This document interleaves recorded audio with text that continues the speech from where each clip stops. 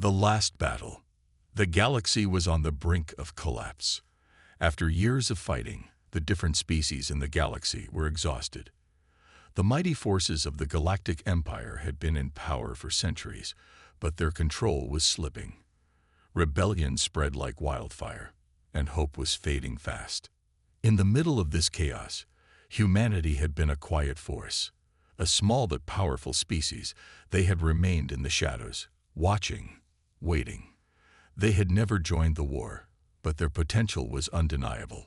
They had watched as the galaxy tore itself apart, but the time for silence was over. In the vast reaches of space, far from the galactic centers, a fleet of warships sat in the quiet darkness, waiting. These ships were not just any fleet, they were humanity's last hope. Years ago, they had been sent into cryosleep, deep in space, as a contingency plan. If the galaxy ever fell into total destruction, the fleet would be awoken to save it. But now, the time had come. The fleet commander, General Alistair, stood on the bridge of his flagship. His eyes were steady, his expression grim. He had spent years in cryosleep, but now he was awake, and he could see the galaxy was in ruins. "Commander, we've detected massive movements from the Galactic Empire." A voice from behind him spoke. "They are preparing for an all-out assault on the remaining rebel forces." Alistair turned to face his officer, his face hard as stone. "It's worse than we thought." His thoughts raced. The Empire's fleet was unmatched in firepower, and their tactics were brutal. But humanity had one thing that no one else had: survival. They had survived their harsh death world, and now they were ready to fight for something bigger than themselves. "We need to act now," Alistair said, his voice calm but full of command. "Prepare the fleet. We're not just going to watch the galaxy burn. It's time to show them what humanity is capable of." The officers around him quickly moved into action. The hum of the ship's engines powered up, and the warships began to stir from their long slumber. The crew, though still shaken from being woken so abruptly, understood the stakes. In the silence of space, the Deathworlders' fleet moved into position. The ships were sleek, powerful, and deadly. Unlike any fleet the galaxy had seen before, they were designed for survival. They were not just tools of war, they were a symbol of humanity's will to live. General Alistair watched as the stars outside the viewport seemed to move, the fleet now in motion, and for the first time in years, he felt a spark of hope. The galaxy had lost its way, but humanity would lead it back. No matter the odds, they would fight for their future. The fleet moved into position, ready to strike. The time for waiting was over. The time for action had arrived. And with it, the galaxy would learn the truth about humanity. When everything was lost, they would rise. The awakening. The silence of space was broken only by the hum of ancient machines. In the heart of a forgotten star system, a fleet of dormant ships lay in a state of deep sleep, their cryo chambers untouched for centuries. Each vessel was a monument to a lost time, a time when humanity had once stood at the peak of galactic power. Now the ships had been abandoned, left to drift in the cold void, forgotten by most. But today, something was different. A signal, faint at first, grew stronger as it echoed across the ship's dormant systems. It was a simple code, one that had been embedded deep into the ship's network, a signal meant for only one purpose: to wake the Deathworlders from their deep slumber. Inside the cryo chambers, the humans within began to stir. Their bodies, frozen in time, slowly started to warm, their heartbeats gradually returning to normal. They were warriors, elite soldiers, chosen for their skill and toughness to survive the harshest of environments. They had been placed in cryo-sleep centuries ago, awaiting a time when the universe would need them once again. The humans awoke slowly, their vision blurry, their senses confused. It was not easy to shake off the weight of centuries spent in stasis. But soon, the reality began to set in. The cold, metallic walls of the ship, the strange, artificial lights flickering above them. They had been awakened, but why? One by one, the humans began to sit up, their muscles stiff from long disuse. Their commanders, leaders of the once mighty Deathworlder fleet, struggled to shake off the grogginess of their slumber. "We've been awakened," General Alistair said, his voice rough from lack of use. He looked around at the faces of his crew, all of them still adjusting to the shock of being pulled from their cryo-sleep. His eyes narrowed as he scanned the control panels in front of him. But this isn't normal. Something's wrong. His second-in-command, Lieutenant Seraphine, was already at a console, her fingers flying over the controls as she ran diagnostic checks. "The systems are responding. We're online, sir, but there's no clear message. No sign of the usual communication channels.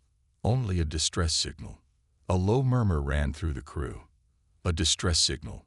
That was unusual. These ships weren't meant to answer random calls for help. The Deathworlders had always operated alone, avoiding unnecessary alliances and only acting when their interests were directly threatened. General Alistair clenched his jaw. "Prepare the fleet for launch.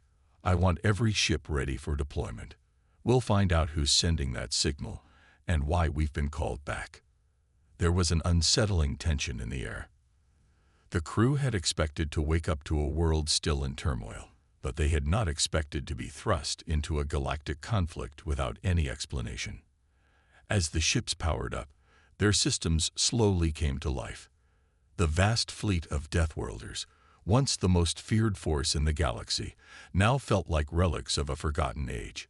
Each vessel groaned with the weight of time, but their weapon systems, long dormant, hummed with life once more. The fleet's true potential was waking up.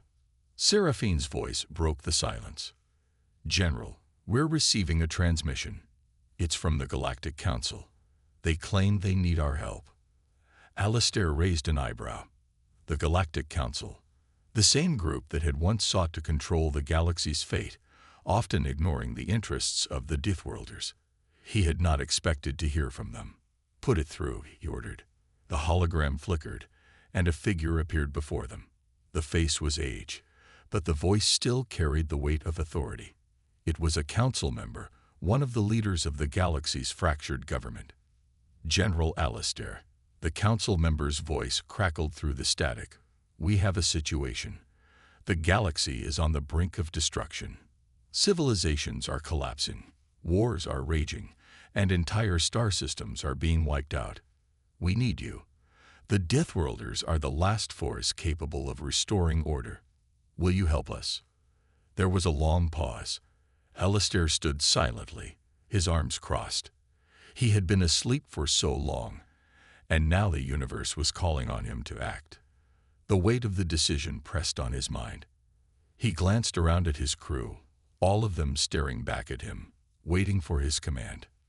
"This galaxy is broken," Alistair said finally. "And you think we're the answer?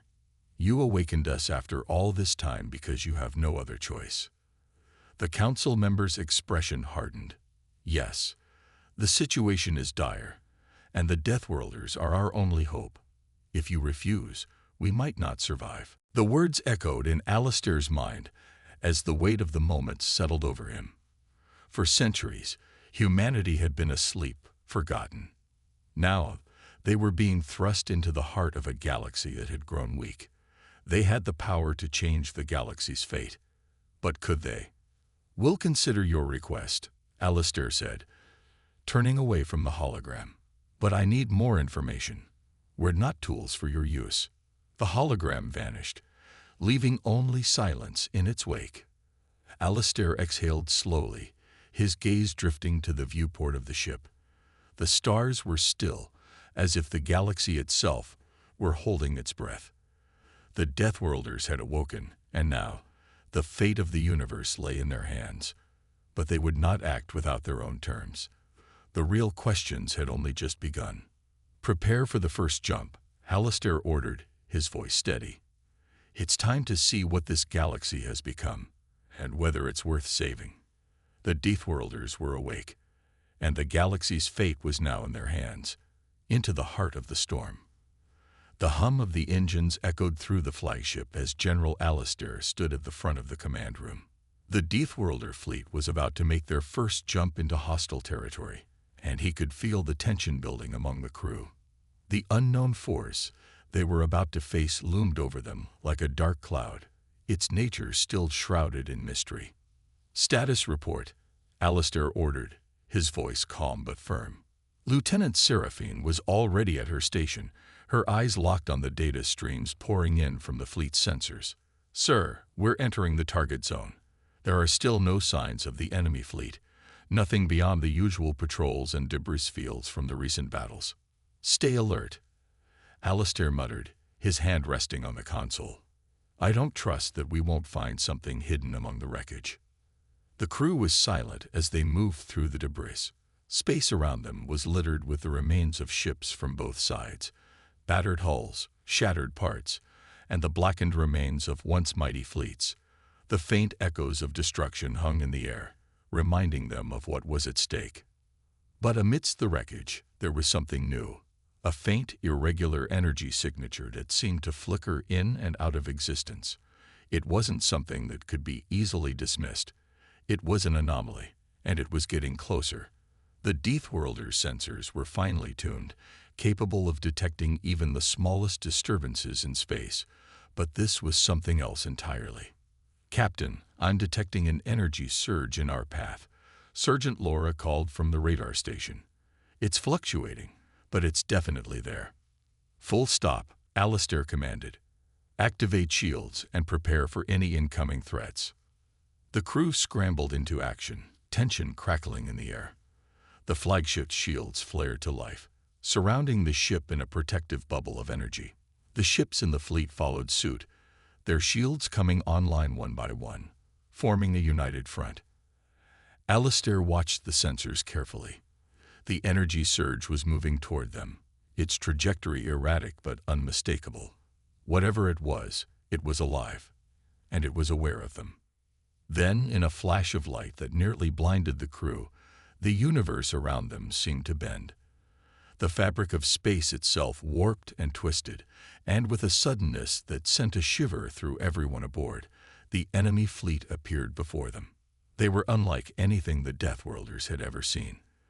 The ships seemed to pulse with dark energy, their design sleek and alien, with jagged edges that seemed to ripple as though they were living entities.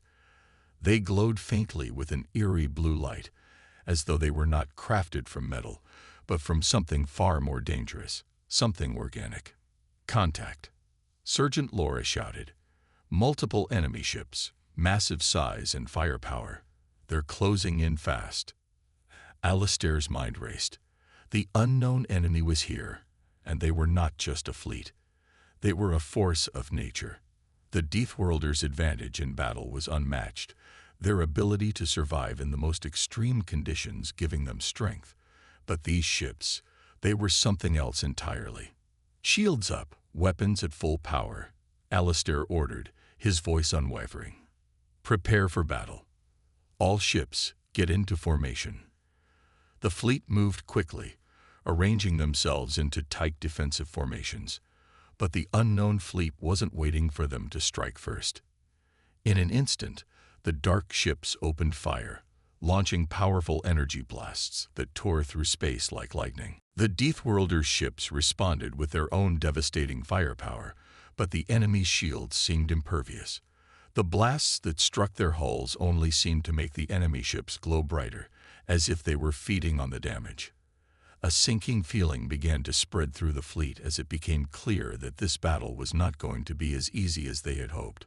"General, we're taking heavy fire," Sergeant Laura reported, her voice tinged with fear. "Their shields are absorbing everything we throw at them. We can't penetrate their defenses." Alistair clenched his fists, his mind spinning. This was a new kind of war. The Deathworlders had faced impossible odds before, but this enemy was different. They were powerful, relentless, and seemingly invulnerable. "We need to find their weakness," Alistair said through gritted teeth. "Focus fire on the largest vessel. If we can take it down, we might stand a chance." The fleet concentrated their fire on the largest of the enemy ships, pouring everything they had into it. But despite their best efforts, the enemy ship barely flinched. The Deathworlders' weapons, designed to break the strongest of shields, seemed to have no effect. "This isn't working," Lieutenant Seraphine shouted. "We need a new plan, or we'll be wiped out before we even get close." Alistair's mind raced. The galaxy had been depending on the Deathworlders to save it, but now, in the heat of battle, it was clear that the fate of the galaxy might not rest in their hands at all. There was something new at play here, something far beyond what they could comprehend. "Hold steady," Alistair said, his voice steady despite the chaos around him. "We will find a way. We've survived worse."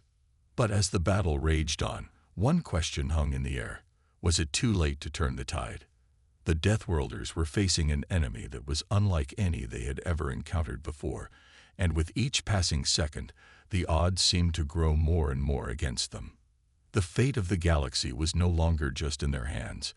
It was in the hands of the unknown enemy that now surrounded them. The turning point. The battle raged on, the darkness of space now lit by the flashing of weapons and the eerie glow of the unknown fleet. The Deathworlder ships fought with everything they had, but each shot they fired seemed to have little to no effect. Their greatest weaponry was useless against the mysterious enemy's seemingly impenetrable shields. Desperation began to creep into the hearts of the fleet, but General Alistair refused to give in. "Keep fighting," Alistair barked over the comms, his voice cutting through the chaos. "We'll find a way.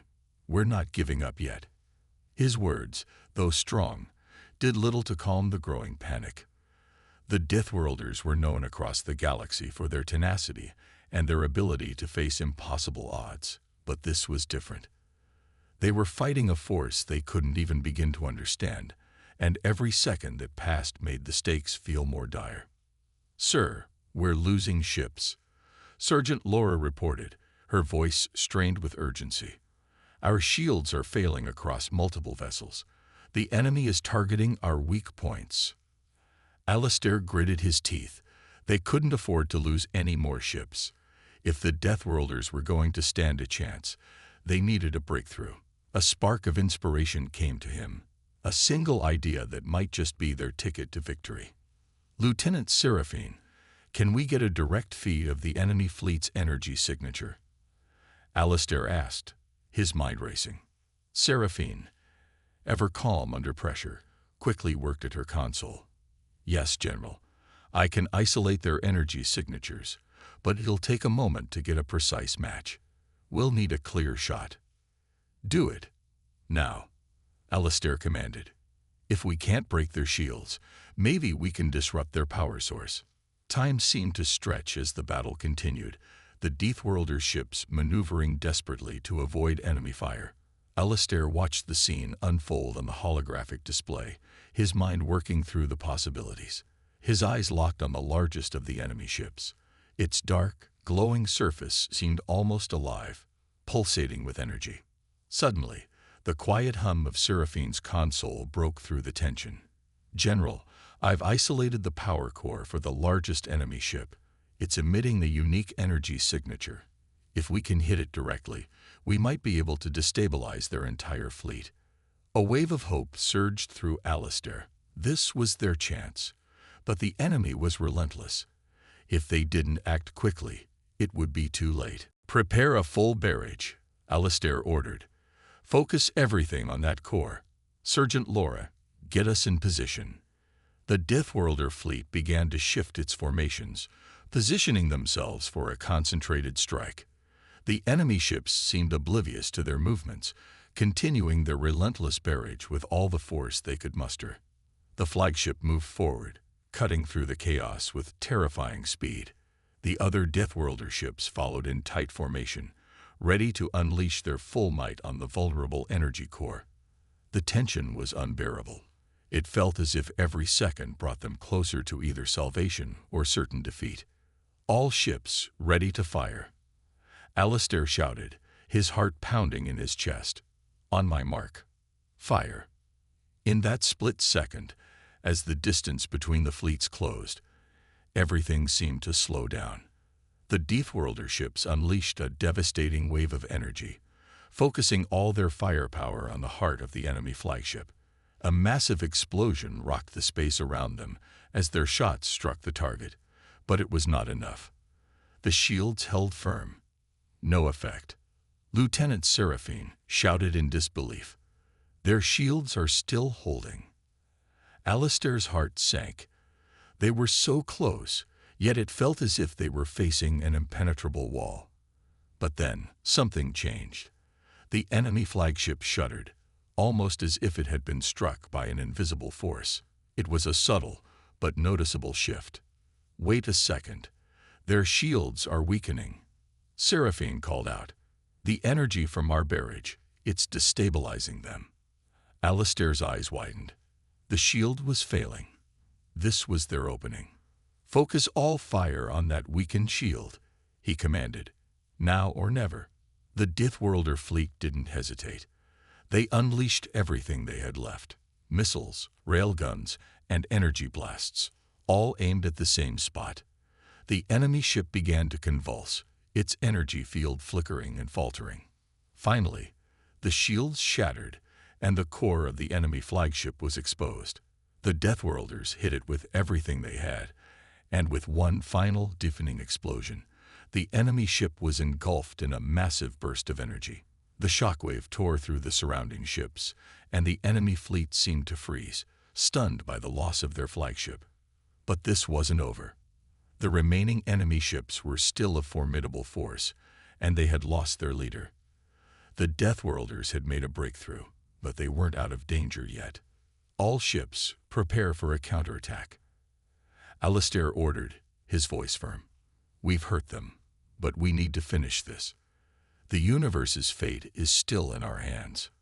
As the Deathworlder fleet prepared for the next phase of battle, the question remained, would they be able to fully overcome the alien threat, or had they only just begun to stir the wrath of a force they could not possibly understand? Only time would tell. The final assault. The Deathworlder fleet had broken through the enemy's defenses, but the battle was far from over. In the vacuum of space, time moved in a strange, surreal rhythm. The galaxy watched, breathless, as the Deathworlder ships, battered but unyielding, prepared for the final phase of their assault. General Alistair stood at the command center, his eyes glued to the holographic display. The enemy flagship had been destroyed, but there were still thousands of enemy ships scattered throughout the battlefield, each one a deadly threat. The once vast enemy fleet had lost its heart, but the outer forces were relentless. We have them on the ropes, Alistair muttered, his voice tight with concentration. But they're not done yet. Sergeant Laura, ever observant, looked up from her tactical readouts. General, there's a large concentration of enemy ships regrouping on the far side of the battlefield. They're consolidating their forces. Alistair cursed under his breath. They'd been hiding a reserve force. It's not over yet. All ships, prepare for the final push. We need to hit them hard, and we need to hit them now. The fleet moved in formation, each ship lining up for one last massive strike. The ships were battered, their shields nearly depleted, but their spirits were strong. The Deathworlders weren't just fighting for their own survival.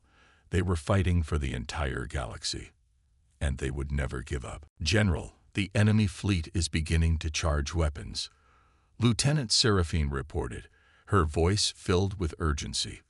They're preparing to unleash everything they have in one final attack. Alistair's grip tightened on the command chair.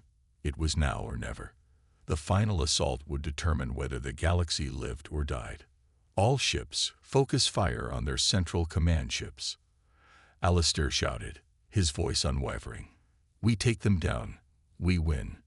If we don't, we'll be fighting for our survival for another 1,000 years. No retreat. The Deathworlder ships unleashed a storm of fire, missiles, and energy blasts crashing into the enemy fleet's formation. The enemy retaliated with their own devastating weapons, but the Deathworlders pressed forward, their resolve unshaken. Every explosion, every fireball, in the vastness of space, was another step toward victory or defeat. Sergeant Laura stood at her station, watching as the waves of enemy fire flew toward them. She gritted her teeth. Brace for impact. All ships, hold together. The shields on the lead Deathworlder ship flickered as enemy blasts slammed into it. The ship shuddered violently, but it held. The fleet was taking heavy damage, but they pressed on. Focus all fire on their central vessels. Alistair commanded once more. We can do this. Then, something unexpected happened. The enemy fleet seemed to hesitate for a split second. It was a strange shift, like a pause in the battle. A momentary weakness. General, their command ships are moving out of formation. Lieutenant Seraphine called out, her voice full of disbelief. It looks like they're retreating. Alistair's eyes narrowed. He didn't trust this moment. Don't let your guard down. They could be regrouping, waiting for the perfect time to strike. But the truth was undeniable. The enemy fleet was faltering. The loss of their flagship and the damage to their central command had left them vulnerable. With the Deathworlder fleet's focused attack, the enemy was slowly crumbling. In the distance, the massive enemy command ships began to break apart. One by one, the great structures collapsed under the weight of the Deathworlder's assault. The rest of the enemy fleet tried to regroup, but it was too late. The tide had turned. Keep pushing, Alistair ordered. Finish them off.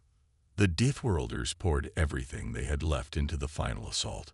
Explosions rocked the battlefield as enemy ships were obliterated in a spectacular display of firepower. The once overwhelming enemy fleet now seemed like a scattering remnant, their forces scattered and defeated. General, Sergeant Laura shouted, her voice filled with triumph. We've done it. The enemy is retreating.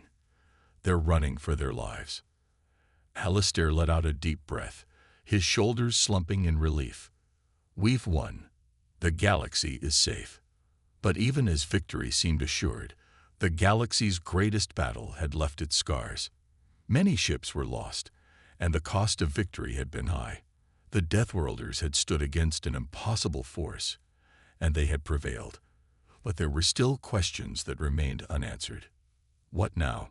Sergeant Laura asked, as the last remnants of the enemy fleet vanished into the distance. We've won, but what happens next? Alistair looked out into the endless void of space, his expression thoughtful. Now we rebuild, but we also prepare. The galaxy is a dangerous place, and this won't be the last time we face a threat like this. We must stay vigilant. As the Deathworlder fleet regrouped and began their journey home, Alistair couldn't help but wonder what new challenges awaited them. The universe had been saved, this time, but the fate of all life was a fragile thing, and there were still many unknowns lurking in the shadows of the stars. For now, though, the Deathworlders could take solace in their victory. They had saved the galaxy, and that was all that mattered. The rebuilding. The battle was over, but the scars it left behind were deep. The Deathworlder fleet limped back to their homeworld, battered and bruised, but victorious. They had stopped the destruction of the galaxy, but at a great cost. Many ships were lost, many lives sacrificed, and many warriors had given their all. Now they had to rebuild, not just their fleet, but the very foundation of their world. General Alistair stood on the command bridge, looking out over the damaged fleet. The once proud warships, their hulls scorched and their systems crippled, were returning to their home. But there was no time for celebration. The battle may have been won, but there was work to be done. Repairs needed to be made. New alliances had to be forged, and most importantly, they had to ensure that the galaxy would never again be threatened in such a way. General, Sergeant Laura said, stepping up beside him. We've made it back, but the damage is extensive. It'll take time to repair everything, but we're not sure if we have enough resources to rebuild the fleet to full strength. Alistair turned to face her. He had seen the same reports. The enemy might have retreated, but the galaxy was still in turmoil. The once dominant powers had been shattered, and now there was a vacuum of power. The Deathworlders had proven their strength, but there was still much to be done. "We'll find a way," Alistair replied, his voice determined. "We always do. The galaxy might be in shambles, but we're still here. And as long as we're standing, we'll fight to protect it." The Deathworlders had come through for the galaxy once, and they would do it again. Back on their homeworld, the Deathworlders began the monumental task of rebuilding. The cities that had been devastated by the war were slowly coming back to life. The energy plants, damaged during the attack, were being repaired, and the people, though exhausted, found strength in their victory. They had faced the impossible and emerged triumphant. But there were still threats lurking in the shadows. Alistair knew that the galaxy would never truly be at peace. There were always forces, dark and powerful, waiting for their chance to strike. The Deathworlders had proven they were more than capable of protecting the galaxy, but their work was far from over. One day, as the fleet was being repaired and the warships slowly returned to service, Alistair sat in his quarters, staring at the vastness of space. His mind wandered back to the battle. Those moments when victory seemed impossible, when the odds had been stacked against them. And yet, they had succeeded. The Deathworlders had proven their worth, not just to themselves, but to the entire galaxy. "General, we have a new message from the Galactic Council," Sergeant Laura said, interrupting his thoughts. "They're asking to meet with you." Alistair straightened. "The Council? After all this time?" Laura nodded. "It seems they've recognized our strength.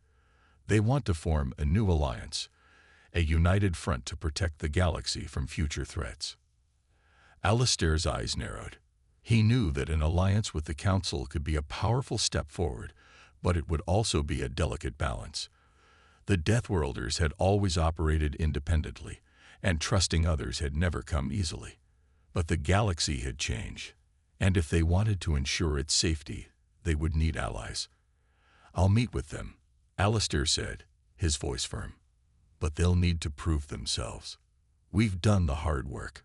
Now they have to show that they're worthy of standing beside us." As the day of the meeting drew near, Alistair prepared himself. He knew that this could be the beginning of a new era for the Deathworlders, one where they would no longer stand alone.